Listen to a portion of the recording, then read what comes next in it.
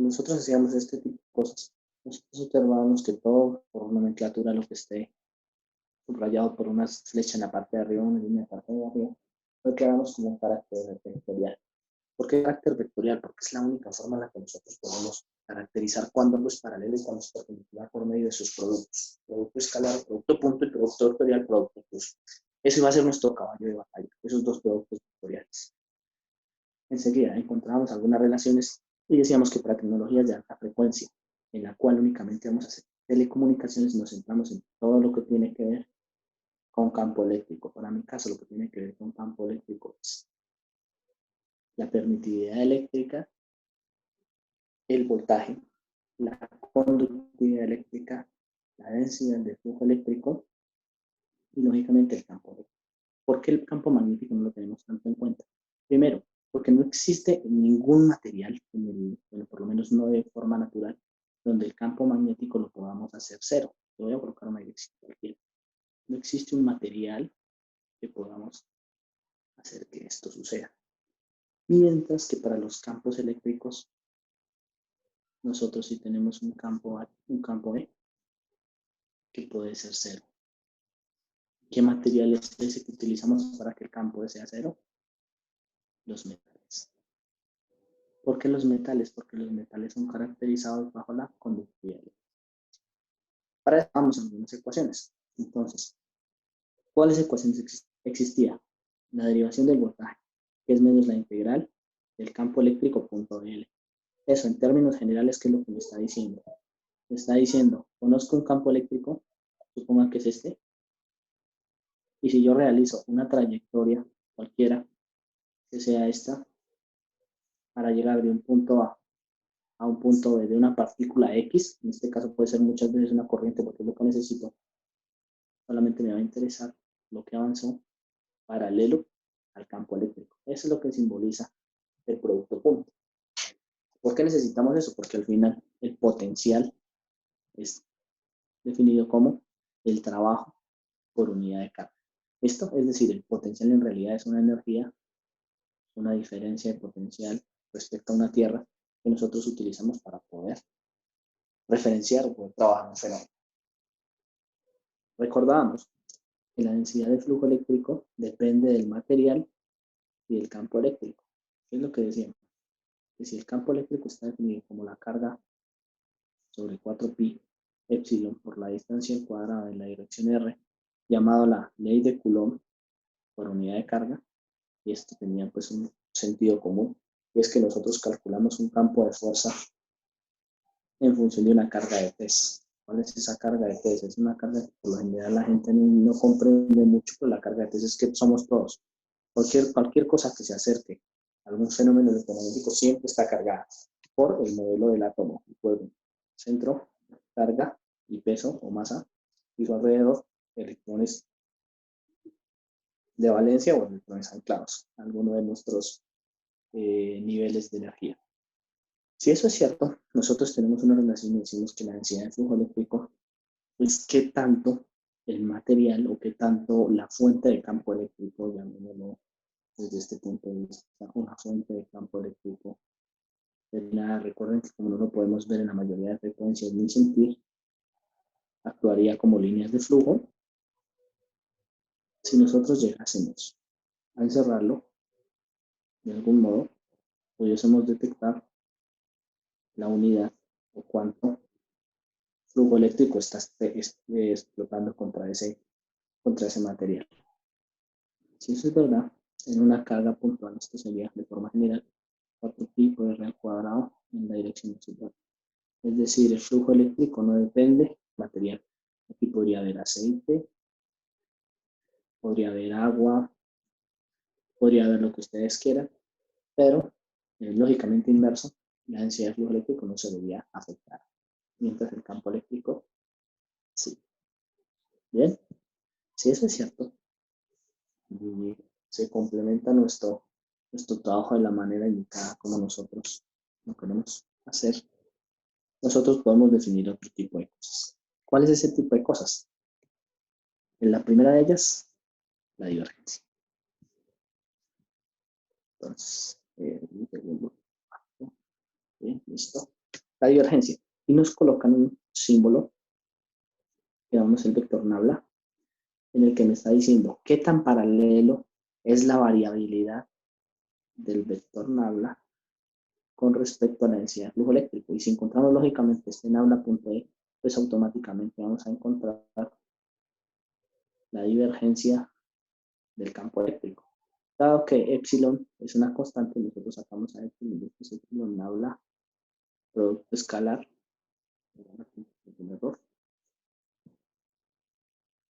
campo eléctrico. Esa divergencia nosotros la definimos como la cantidad de campo eléctrico que intenta fugarse de una determinada carga.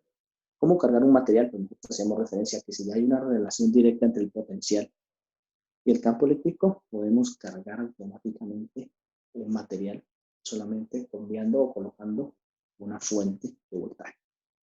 Si eso es cierto, nosotros aquí ya tenemos escalada la divergencia. Y si nosotros tenemos la escalada de la divergencia, recuerden por conceptos de definición de divergencia, que esto ocurre siempre y cuando yo tenga rodeado el material por un metal. Es decir, la divergencia solamente la puedo medir y la puedo encapsular si tengo el material reflectivo total del campo eléctrico, para el caso de los metales. Pero en el caso de los campos magnéticos, ustedes recuerdan que esto sería μ por h, y aplicando las mismas ecuaciones, esto sería μ, nabla ρe. No hay forma de que yo pueda encerrar este tipo de campo, así que esto es 0. Para el caso de la divergencia, cuando yo encierro con un metal, directamente lo que estoy diciendo es que si la carga diverge de la fuente o la carga llega a la parte exterior, esto es la forma en que la densidad volumétrica de carga está trabajando. Bien, ahí tenemos dos de sus ecuaciones. Pero además de la divergencia, espero recuerden qué significa el vector nabla, ¿no? Voy a escribirlo, sin embargo, mi interés es que ustedes lo comprendan, lo entiendan bien. El vector nabla es la variabilidad en cada una de las direcciones. Por ejemplo, para el caso de coordenadas cartesianas, en el caso de medios guiados, antenas tipo parche y demás formas que sean de tipo rectangular o paralelepípeda, nosotros vamos a utilizar el sistema coordenada cartesiano. El vector nabla para coordenadas cilíndricas es la derivada con respecto a ρ en la dirección a sub ρ más 1 sobre ρ, la derivada con respecto a phi en la dirección a sub phi, más la derivada con respecto a z en la dirección a sub z. Es lo que decía, siempre tiene que haber un factor de variabilidad, que si ustedes observan los jacobianos o este tipo de cosas que vemos en sus cursos anteriores, van a encontrar. Y él habla de coordenadas esféricas que lo ven para ustedes. Esto es lo que tiene que ver con las ecuaciones de Maxwell planteadas de forma vectorial. Si nosotros llevamos eso a una forma integral, nos quedaría que la integral triple de ρ sub b en un volumen me da directamente la carga, así que esto puede ser modelado como la integral triple de ρ sub b, que es esto que ustedes observan acá, es decir, la integral triple de una divergencia, perdón, esto es de b, un escalar, otro escalar, y van a obtener exactamente el mismo resultado. Para el caso del cambio de la letra, la cual esta vez sea igual, sea en lugar de db, pues les va a dar 0. ¿Qué es lo que estoy diciendo? La cantidad de carga que se fuga, perdón, la cantidad de campo que se fuga en una carga eléctrica puede ser perfectamente encapsulada. ¿Hasta ahí vamos bien? ¿Muy rápido o el repaso está perfecto? Por chat, así está, por favor.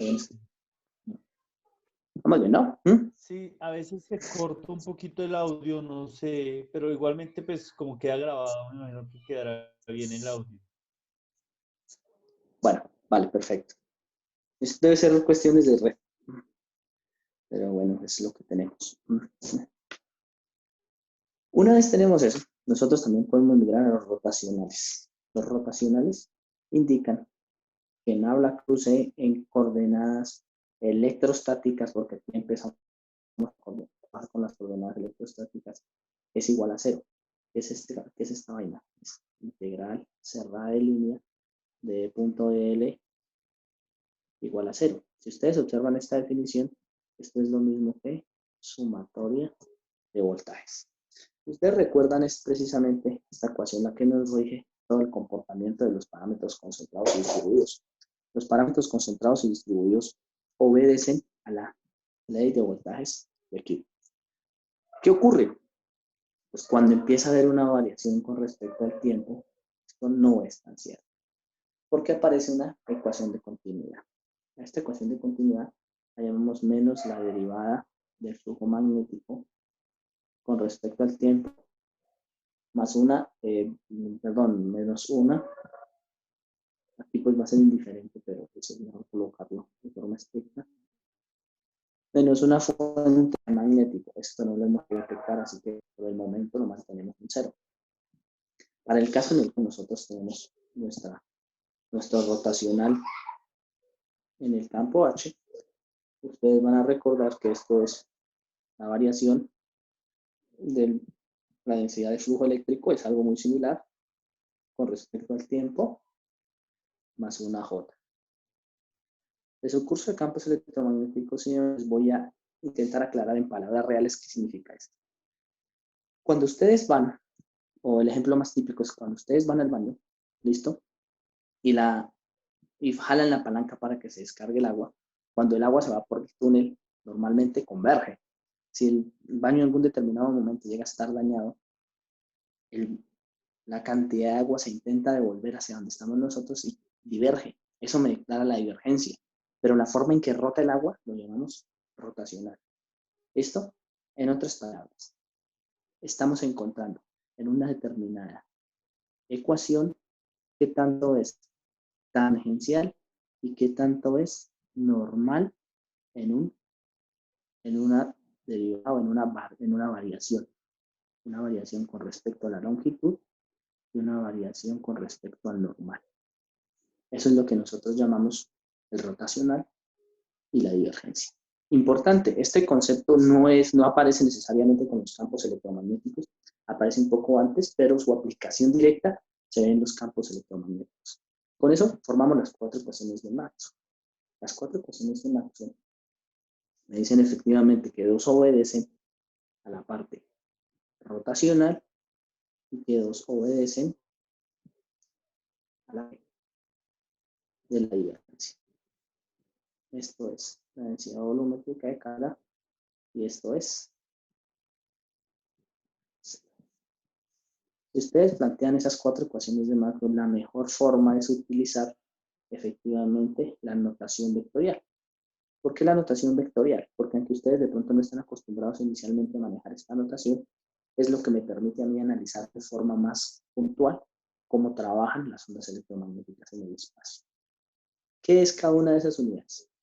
Entonces, cada una de esas unidades será, primero, densidad de flujo magnético, ¿bien? Utilizada para la caracterización de un campo magnético. Segundo, flujo eléctrico, utilizada para la caracterización de un campo eléctrico. Observen que son las mismas ecuaciones. Lo único que hizo Maxwell fue analizar una parte paralela y una parte perpendicular a cada uno de esos campos. La tercera, rho sub B, densidad volumétrica de carga dada en coulombs por metro cúbico. Esto es importantísimo. Es importante que ustedes sepan cuánta es la carga en cada uno de esos valores, sobre todo cuando ustedes intentan migrar en función de ondas. Si ustedes observan que la carga, o llevan esto a un símil de la vida real, donde existe una fuente y la fuente expulsa agua gracias a una bomba de vacío, nosotros llamamos que el tubo o el tanque donde se almacena esa agua para ser expulsada a través de la bomba de vacío, va a ser enviada hacia la fuente, es lo que nosotros llamamos la carga. Si la carga empieza a variar, pues lógicamente su densidad volumétrica de carga va a variar. Esto es similar a que ustedes le quitaran un pedazo o tuviesen una solución también acuosa y en algún determinado momento, por ejemplo, agregaran una cucharada de sal y observarán que su volumen aumenta. Si su volumen aumenta, lógicamente, y su masa a veces se mantiene constante, aunque no aumenta, es una consecuencia directa de una densidad. Es el mismo concepto. El mismo concepto es masa sobre volumen, pero es carga sobre volumen. Importantísimo que los tengan claro. ¿Qué es J? J es la densidad superficial de convección. J permite a mí relacionar el campo eléctrico y el voltaje con la corriente. Lo que da paso para encontrar la famosa ley de Ohm. Él me dice, existen términos que son la conductividad de un material, por lo general muy grande para valores metálicos, ¿cierto? Por ejemplo, el oro, la plata, el cobre, la fertilidad, usada sobre todo en máquinas eléctricas. ¿Por qué en máquinas eléctricas? Por obvias razones, ¿no? Esto es factor de fuerza, y ese factor de fuerza, por lo general, nosotros lo utilizamos en esas máquinas donde necesitamos tener un alto torque, permitividad eléctrica, perdón, en telecomunicación. Si nosotros utilizamos esto, pues este va a ser nuestro caballo de batalla. Esto, que lo asumimos que siempre van a ser metas aquí, que esto tiende al infinito, y la permitividad eléctrica que siempre la vamos a utilizar en telecomunicaciones. Anotaciones. En la mayoría de los procedimientos, en la mayoría de cosas que vamos a ver nosotros, en la mayoría de ondas, mu es la del aire. ¿Listo? Por lo que acabamos de exponer. ¿Hasta ahí vamos bien? Sí, profe. Esto. Silencio. Vale, listo. Entonces yo manejaré el silencio administrativo positivo, que es lo que las empresas de telecomunicaciones le indican a uno, ¿no? Cuando trabajan en Claro, y si ustedes hacen algún reclamo a Claro o TV, Movistar, inmediatamente, si ellos no les responden en 15 días, quiere decir que aceptaron su queja. Y tienen razón. De lo contrario, se tienen que hacer una Profe, respuesta. una Sí, eso es pregunta. cierto. ¿Aló, me escucha? Sí, dígame. Profe, cuando nosotros estamos trabajando con densidades de carga que no son exactamente volumétricas, es decir, que digamos, estamos analizando solo alguna superficie por facilidad, la estamos analizando en, digamos, en 2 dimensiones. ¿Las unidades siguen siendo sobre metros Sí, cúbicos o ahí tendríamos que analizar si es sobre metro cuadrado, si estamos trabajando en una superficie? sí. Sí, siempre la dimensión la resta usted y la vuelve más pequeña en comparación con las otras dimensiones. ¿Qué es lo que estoy diciendo? Si ustedes tienen un volumen, ¿listo? Y en este volumen, una de sus dimensiones es despreciable. Por ejemplo, el espesor. Supongamos que el que está en amarillo es el que vamos a trabajar. Y una de sus dimensiones es despreciable. Esta, pues entonces usted convierte un ρ sub b en un ρ sub s, porque eso es similar a tener apiladas en un área un determinado número de cargas. Incluso cuando se hace el despeje del cable típico que ustedes vieron en líneas de transmisión, ese ρ sub b también puede ser equiparable a un ρ sub s y equiparable a un ρ sub l con una línea de carga. Este es el gran fenómeno que nosotros manejamos. Ese es el de por qué necesitamos tener eso claro. Esto modela de forma general, difícil. Esto modela por lo general en formas rectangulares, menos difícil, pero se puede trabajar. Formas reales, medios guiados, vías de onda. Este trabaja con cables. Entonces nosotros siempre que trabajamos por cables va a aparecer el famoso ρ sub L. Esto sobre todo lo que tiene que ver con telecomunicaciones. Cuando ustedes ya se orientan a la parte de máquinas, aquí despreciar el volumen es peligroso, porque sus dimensiones son equiparables. Por ejemplo, para enviar de un punto a otro una señal de 50 megavatios. Bien, así que ustedes no van a pretender que van a colocar un alambre supremamente delgado porque lo primero que va a hacer es que se les va a reventar. ¿Cierto? Entonces ahí tendrán que hacer, por ejemplo, un cable que es demasiado grande. Entonces, miren, sus dimensiones son equiparables. Si sus dimensiones son equiparables, recuerden que el infinito lo define nosotros, ¿no? Si sus dimensiones son equiparables, tienen que hacer el análisis tridimensional. Entonces, esto es difícil. Y para eso es que nosotros intentamos reducir. ¿Cuándo podemos hacer este tipo de aproximación? Nosotros definimos el infinito como en todos los circuitos que ustedes vienen trabajando a lo largo de su carrera. Suponemos que una dimensión, por ejemplo, longitud, radio, o ancho, profundo, alto, hagámoslo mejor así. En este caso estamos despreciando la altura, ¿observan? Entonces nosotros vimos que si el ancho es equiparable a la profundidad pero ambos son muchos mayores que H, nosotros decimos que tenemos una Rho sub S en la vida real. Si las tres son equiparables, recuerden, esto va a tener un Rho sub B. Pero, por ejemplo, si ocurre esto, que A es mucho mayor que Rho y a su vez es mucho mayor que H, nosotros tenemos un Rho sub L. ¿Me entienden? Entonces, para telecomunicaciones esto es beneficioso y esto es beneficioso. En la parte de máquinas, no. ¿Más o menos claro? Depende del fenómeno. Infinito. ¿Cuándo algo es muy grande? ¿Cuándo algo es muy grande con respecto al otro? Cuando por lo menos es 10 veces. ¿Claro? Sí, señor, gracias. Bien. Entonces, una vez tenemos eso claro, pues podemos seguir avanzando en nuestro tema. Si ustedes observan, tenemos unas ecuaciones integro-diferenciales, es decir, tenemos unos rotacionales, unas divergencias, unas integrales, al intentar resolver cualquier fenómeno de esos.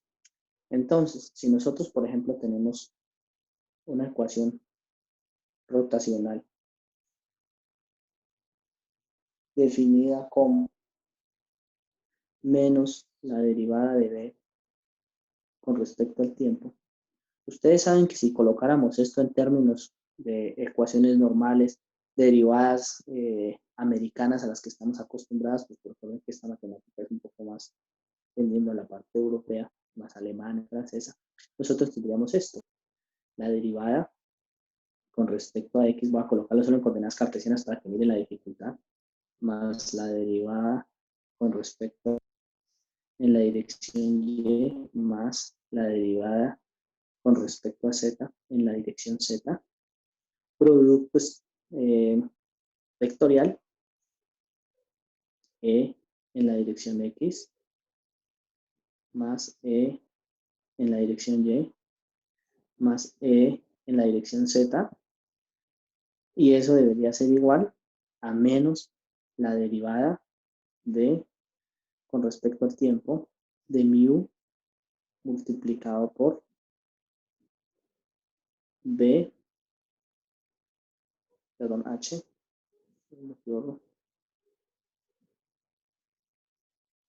h de x en la dirección x, más h de y en la dirección y, más h de z en la dirección z. Observen que hacer esto en una ecuación sería catastrófico. Si yo escribo esto en ecuaciones matemáticas, es mucho más fácil escribir que lo que está al lado derecho. Sin embargo, si yo tengo una variación en el tiempo, en el tiempo, versus una variación que tengo en la geometría, porque esto es un determinante, ustedes lo que van a tener al final es una relación geometría versus. Y de acá es que básicamente nosotros sabemos que sale la ecuación de onda. La pregunta es, ¿cómo encuentro la ecuación de onda? Que es el trabajo que tenemos para el día de hoy. Sin embargo, vuelvo y les digo, a mí no me interesa que ustedes pierdan la asignatura, sino que aprendan la asignatura. En este momento necesitamos gente que sepa eso. Nos quedan 10 minutos, creo que ya les salió también el letrero. Vamos a ir a la siguiente pantalla. Salimos y volvemos a ingresar con el mismo link, ¿vale? Entonces, continúo. Si es más fácil de escribir eso, pues a mí nunca me enseñaron a hacer esto. Miren, naula.e o naula cruz e igual a 20. ¿Cuánto vale e? Les pregunto a ustedes, señores de la Universidad Nacional de Colombia, ¿cómo despejo eso? ¿Cuánto vale e? Es decir, ¿cuál es la operación inversa del producto escalar? ¿Cuál es la operación inversa del producto vectorial? ¿Existe? Primero que todo, ¿la podemos despejar? Porque cuando yo tengo una ecuación x más 2 igual a 10, que esto lo haga hacer un niño de primaria, pues yo inmediatamente sé que x vale 8. Pero cuando tengo productos vectoriales, ¿lo puedo hacer? La pregunta es no. La respuesta es no, perdón. Así que tengo que acudir a algo que se conoce como el triple producto vectorial. ¿Qué ocurre? Que si ustedes observan, pues nosotros pudiésemos dejar las ecuaciones de Maxwell o llevarlas a una forma más agradable. ¿Qué es eso?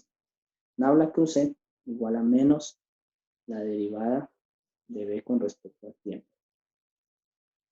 Nabla cruz H igual a la derivada del flujo con respecto al tiempo más J, que lo acabamos de definir. Nabla punto D, pues la densidad volumétrica de carga. Ojo, aquí debe haber una carga. ¿Listo? Una variación de carga. Y nabla punto E igual a 0. Con las dos de la divergencia no tenemos tiempo. Pero observen lo que pasa.